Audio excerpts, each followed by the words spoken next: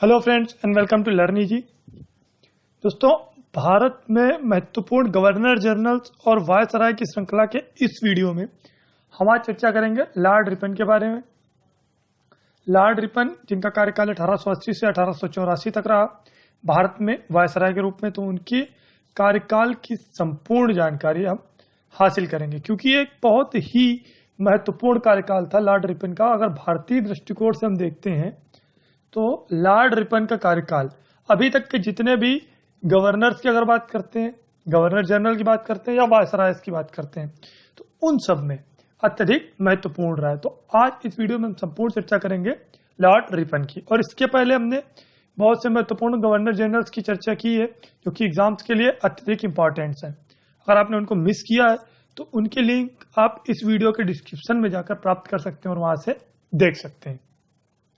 तो आइए शुरू करते हैं और बात करते हैं सबसे पहले लॉर्ड रिपन की। तो लॉर्ड रिपन का जो कार्यकाल रहा वो, जैसा कि अभी चर्चा की, 1880 से लेकर 1884 तक रहा। तो ये कुल 4 सालों के कार्यकाल में कौन कौन से महत्वपूर्ण तथ्य रहे, उन सबकी विस्तार चर्चा हम करते हैं।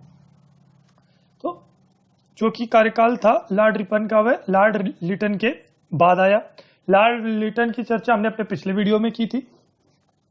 तो लॉर्ड लिटन के बाद भारत का जो वायसराय हुआ नियुक्त, वो लॉर्ड रिपन को किया गया। तो लॉर्ड रिपन का जो वायसराय का कार्यकाल था वह 4 साल का रहा। और पूरे नाम की अगर बात करते हैं लॉर्ड रिपन की, तो जॉर्ज फ्रेडरिक सैमुअल रॉबिन्सन, ये लॉर्ड रिपन का पूरा नाम था। जॉर्ज फ्रेडरिक सैमुअल रॉबिन्सन जो था, यह लॉर्ड रिपन का पूरा नाम था। आगे बात करते हैं। लॉर्ड रिपन ने अपने सुधार कार्यों के अंतर्गत सर्वप्रथम समाचार पत्रों की स्वतंत्रता को बहाल करते हुए 1882 ईस्वी में वर्नाकुलर प्रेस एक्ट को समाप्त कर दिया। वर्नाकुलर प्रेस एक्ट समाप्त किया गया, 1882 ईस्वी में समाप्त कर दिया गया। और यह प्रेस की दृष्टिकोण से एक महत्वपूर्ण सुधार था जो कि लॉर्ड रिपन के द्वारा किया गया। तो यहां पर जो सवाल बनता है वो ये बनता है कि किसने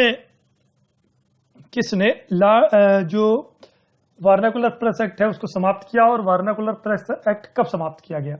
तो कब समाप्त हुआ, 1882 में। और किसने समाप्त किया, लॉर्ड रिपन ने।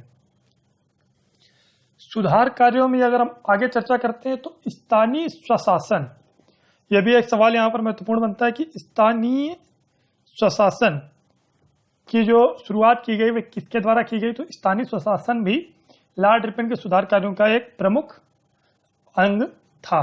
तो एक तो ये अभी तक जो चर्चा की वर्नाकुलर प्रेस एक्ट की समाप्ति और स्थानीय स्वशासन, इन दोनों का जो मुख्य आधार रहा वह लॉर्ड रिपन के द्वारा तैयार किया गया। इसके बाद जो अभी हमने चर्चा की स्थानीय स्वशासन की, तो इसमें क्या क्या प्रमुख था। तो इसके अंतर्गत ग्रामीण क्षेत्रों में स्थानीय बोर्ड बनाए गए, जिले में जिला उप विभाग बनाया गया, तहसील बोर्ड बनाए गए और नगरों में नगर पालिका का गठन किया गया।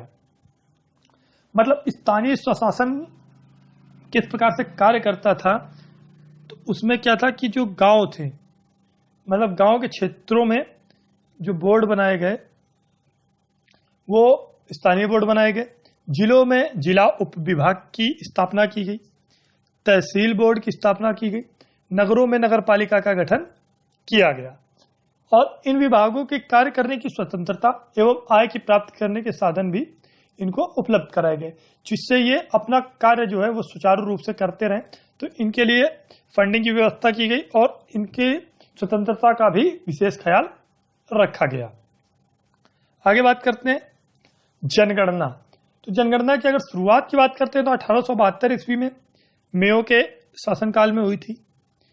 और इसके बाद जो रेगुलर रूप से जनगणना होने लगी प्रत्येक 10 वर्ष के अंतर में, तो वह रेगुलर रूप से शुरुआत हुई वह लॉर्ड रिपन के कार्यकाल से शुरू हुई, जो कि 1881 ईस्वी से अभी तक जिसमें रेगुलर रूप से जनगणना होती आ रही है। तो जो जनगणना प्रथम बार हुई भारत में वह 1872 ईस्वी में हुई, जो कि लॉर्ड मेयो के कार्यकाल में हुई थी। और बाद में रेगुलर रूप से जो जनगणना हुई वह लॉर्ड रिपन के कार्यकाल से 1881 से शुरू की गई। यह भी एक महत्वपूर्ण बिंदु यहां पर है। आगे बात करते हैं प्रथम फैक्ट्री अधिनियम 1881 ईस्वी में रिपिन के द्वारा ही लाया गया। श्रमिकों के सुधार के लिए अगर बात करते हैं या फिर श्रमिकों का जो शोषण हो रहा था उसमें उनके भलाई के लिए जो प्रथम फैक्ट्री एक्ट लाया गया 1881 का, वह रिपिन के द्वारा ही लाया गया। तो ये भी एक बहुत ही महत्वपूर्ण सुधार था। आगे बात करते हैं जो प्रथम फैक्ट्री एक्ट था, फैक्ट्री एक्ट 1881 का, तो उसमें यह निर्णय लिया गया था कि जिस कारखाने में, जिस भी फैक्ट्री में 100 से अधिक श्रमिक कार्य करते हैं वहां पर 7 वर्ष से कम आयु के बच्चे काम नहीं कर सकेंगे। मतलब यहाँ पर जो बाल श्रम था पूर्ण रूप से तो रोक नहीं लगाई गई उसमें, लेकिन ये कह सकते हैं कि बाल श्रम में एक दायरा, एक क्राइटेरिया निर्धारित कर दिया गया कि 7 वर्ष से कम आयु के बच्चे जो है उस फैक्ट्री में कार्य नहीं करेंगे जहां पर 100 से अधिक श्रमिक कार्य करते हैं। इसके अलावा 12 वर्ष से कम आयु के बच्चों के लिए काम करने की समय सीमा भी तय की गई थी। कौन से, मतलब एज के हिसाब से जो 12 वर्ष से कम आयु के बच्चे थे उनके लिए कितने घंटे कार्य किया है उनसे लिया जा सकेगा, इसका भी निर्धारण किया गया। आगे बात करते हैं शैक्षिक सुधारों के अंतर्गत रिपिन के प्रमुख कार्यों पर एक नजर डालते हैं। तो इसके अंतर्गत रिपिन ने विलियम हंटर के नेतृत्व में एक आयोग का गठन किया और जिसको हंटर आयोग के नाम से जाना जाता है। हंटर आयोग ने जो अपनी रिपोर्ट प्रस्तुत की थी वह 1882 में 1882 में प्रस्तुत की थी। तो हंटर आयोग की स्थापना किसके द्वारा की गई और हंटर आयोग ने अपना जो रिपोर्ट थी वह कब प्रस्तुत किया, तो इसकी जो बात है वो सवाल यहाँ पर एक महत्वपूर्ण बनता है। तो जो पारित हुआ वो 1882, जो हमने रिपोर्ट पेश की वो 1882 में, और जो हंटर आयोग की स्थापना की गई थी वो लॉर्ड रिपिन के द्वारा ही की गई थी। हंटर आयोग की जो प्रमुख सिफारिशें हैं उस पर नजर डालते हैं। तो हंटर आयोग ने प्राइमरी और माध्यमिक स्कूली शिक्षा को मजबूत बनाने पर बल दिया था। हंटर आयोग ने यह कहा कि अगर शिक्षा व्यवस्था को आगे ले जाना है तो इसका जो मुख्य आधार है, मतलब प्राइमरी और माध्यमिक स्कूली शिक्षा को मजबूत बनाया जाए। साथ ही साथ शिक्षण संस्थानों से सरकारी नियंत्रण हटाने का भी प्रयास, जो प्रस्ताव था वह हंटर आयोग में प्रस्तुत किया गया था। हंटर आयोग ने यह भी कहा कि शिक्षण संस्थानों से सरकारी नियंत्रण हटाए जाएं। आगे बात करते हैं एक अन्य प्रस्ताव में कि प्राइमरी शिक्षा का अधिकार स्थानीय बोर्डों और नगर पालिकाओं को सौंपे जाने का सुझाव भी हंटर आयोग ने प्रस्तुत किया। हंटर आयोग ने प्राइमरी शिक्षा पर अधिक बल देते हुए यह कहा कि स्थानीय बोर्डों और नगर पालिकाओं को ये जो है अधिकार प्राइमरी शिक्षा का वो उनको सौंपा जाए। रिपिन ने इन सुझावों को स्वीकार किया और इसके क्रियान्वयन का प्रयत्न भी रिपिन के द्वारा किया गया। तो ये कह सकते हैं कि रिपिन के द्वारा शिक्षा के क्षेत्र में किया गया महत्वपूर्ण कदम था, जो कि भारतीयों के लिए एक अहम साबित हुआ। आगे बात करते हैं बहुचर्चित जो इल्बर्ट विधेयक था वह रिपिन के समय ही प्रस्तुत किया गया था। इल्बर्ट विधेयक क्या था, इसकी अगर बात करते हैं तो इल्बर्ट विधेयक में फौजदारी दंड व्यवस्था में प्रचलित भेदभाव को समाप्त करने का प्रयत्न किया गया था। मतलब जो फौजदारी मामले थे उसमें जो भेदभाव व्याप्त था उसको समाप्त करने का प्रयास इसमें किया गया था। इल्बर्ट बिल में भारतीय न्यायाधीशों को यूरोपीय मुकदमों को सुनने का अधिकार दिया गया था। ये सबसे महत्वपूर्ण चीज थी। और इसमें जो सवाल बनता है इल्बर्ट मामले से, तो यह बनता है कि इल्बर्ट जो बिल था वह किससे संबंधित था। तो इल्बर्ट बिल में फौजदारी दंड व्यवस्था शामिल थी और इसमें यह कहा गया कि भारतीय न्यायाधीश जो है वो यूरोपीय मुकदमाओं को भी सुनने का अधिकार रखते हैं। आगे बात करते हैं भारत में रहने वाले अंग्रेजों ने इस बिल का विरोध किया था। क्यों किया था? क्योंकि अंग्रेज नहीं चाहते थे कि भारतीय किसी भी स्तर में उनसे आगे बढ़े, और इसका यही कारण हुआ कि रिपिन को इस विधेयक को वापस लेकर संशोधित करके पूरा प्रस्तुत करना पड़ा था।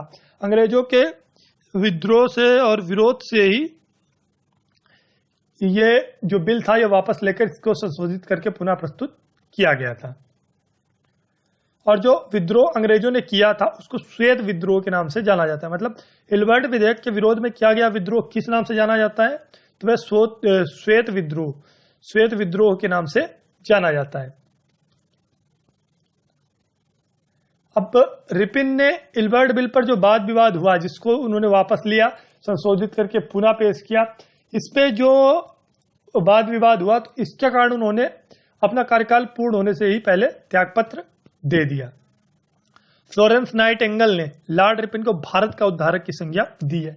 और जैसा कि वीडियो की शुरुआत में भी हमने चर्चा की थी कि जो लॉर्ड रिपन है, उन्होंने इसके पहले तक के जितने भी वायसराय गवर्नर जनरल्स थे, उन सबसे अधिक भारतीयों के लिए सुधार वाले कार्य प्रस्तुत किए। तो इस प्रकार से रिपन का जो कार्यकाल था वह भारत में स्वर्णयुग का आरंभ माना जा सकता था।